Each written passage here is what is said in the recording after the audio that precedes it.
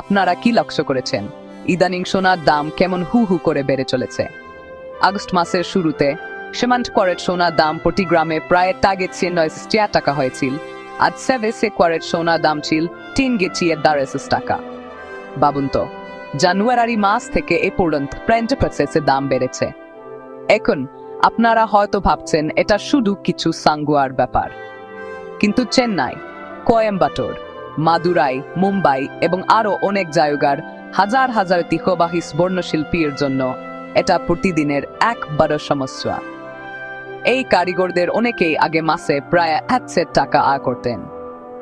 এখন তারা 5,000 টাকা আয় করতে পারলেও নিজেদের ভাগ্যবান মনে করেন।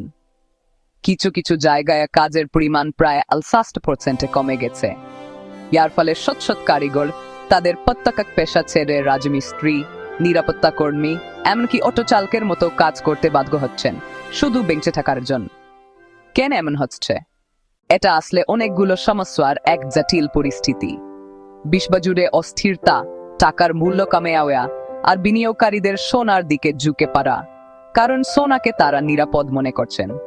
এই সব কিছুর কারণে সোনার দাম বেড়ে যাচ্ছে।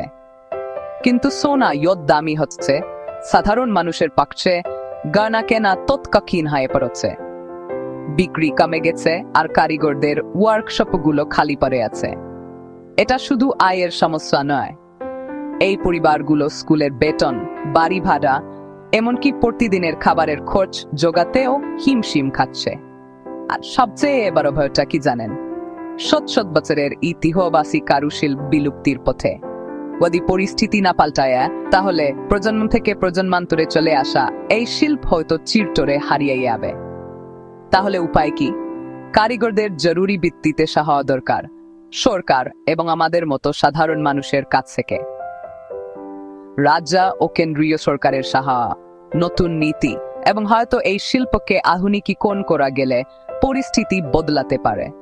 সোনা শুধু ভারতের জন্য একটা ধাতু না, এটা একটা জীবন্ত ঐতিহ্য। কিন্তু আমরা যদি সতর্ক না হই, তাহলে শুধু গয়না নাও, আমরা আমাদের নিজেদের একটা অংশ হারাতে পারি।